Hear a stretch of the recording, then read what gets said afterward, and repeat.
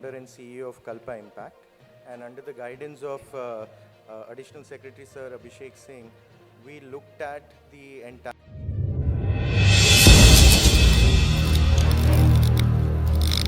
सच की आवाज देश के साथ। नमस्कार दोस्तों, मैं संजिया और आप देख रहे हैं एक्सप्रेस इंडिया।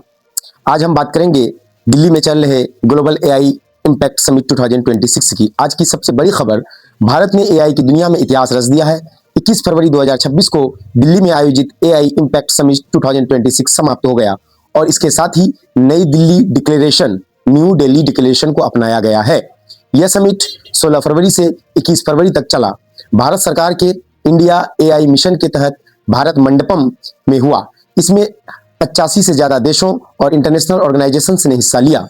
अमेरिका, चीन, रूस, यूके, फ्रांस, जर्मनी समेत कई बड़े बड़े नाम इस समिट में हिस्सा लिए। पीएम मोदी, टेक सीईओज जैसे सैम ऑल्टमैन वगैरह।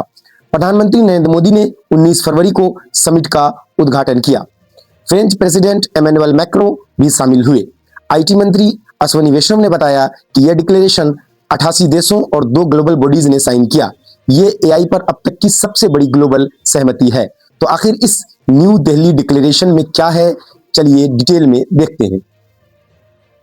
एआई को सिर्फ प्रॉफिट या टेक्नोलॉजी का टूल नहीं, बल्कि मानव कल्याण, ह्यूमन वेलफेयर, साझा समृद्धि यानी शेयर्ड प्रोस्पेरिटी और ग्लोबल कोऑपरेशन के लिए इस्तेमाल करना, और इंक्लूसिव और अफोर्डेबल एआई डेवलपमेंट, कंट्रीज और ग्लोबल साउथ के लिए एआई को सस्ता और पहुंच योग्य बनाना, स्ट्रक्चरल बैरियर्स हटाना ताकि छोटे देश भी एआई के फायदे उठा सकें, स्किल डेवलपमेंट और capacity building, AI skills, and then assess their performance, try to see whether they meet the desired goals, whether they are at that stage, whether they are mature enough that they can be scaled up. So to do that part, the entire application development part, and very often we see that ultimately for a country like India, AI will really benefit if we can make use cases in every sector. Every sector, like for example, if there is a agri advisory service for a farmer, Maharashtra has done the Mahavistar project, in which farmers can access information in their own languages. Can we scale that up across all languages? And not only 22 official languages, but we have numerous dialects. Can we bring in those nuances there? Can we make the datasets more richer? In fact, that would require a lot of effort to doing that. So towards that objective, this compilation across sectors, I have gone through the list. It has got some real good use cases, which are very impactful. What we need to do now is to ensure that this compendium reaches every government department, because they are also looking at exploring AI. While the exhibition here is showcasing some of them, but these exhibitions are for a limited period. Real action with regard to identifying ways and means for scaling it up will happen in the days to come. So how do you go about that? How do you read about them?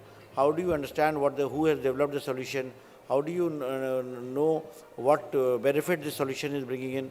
So this is what this compendium seeks to do, making a list of impactful solutions and enabling to work out a strategy for scaling that up. So I compliment the entire Kalpa team, the entire MeitY team which worked towards compiling this, and also the startup champions who have been featured here. But they are the ones who will carry the task forward, and if India has to become a use case capital, they will need to scale up their impactful solutions. And if 100 solutions have been listed here, if in the next 12 to 18 months, if we can scale up even 10 of them, it will be a step forward. So I once again thank Sushant and your entire team for this initiative, and let's work forward after the summit in trying to सिखाने पर focus, युवाओं, महिलाओं और global south के लिए training programs, responsible AI governance, AI को सुरक्षित, भरोसेमंद और एथिकल बनाना, कोई भी देश या कंपनी एआई का गलत इस्तेमाल न कर सके, इसके लिए गाइडलाइंस, इनोवेशंस और इकोनॉमिक ग्रोथ, एआई से 200 बिलियन टू 250 बिलियन से ज्यादा के इन्वेस्टमेंट कमिटमेंट्स आए। इंडिया को एआई टेस्टिंग ग्राउंड के रूप में देखा जा रहा है। हमारा बड़ा मार्केट और आईटी टैलेंट पुल इसका फायदा उठाएगा।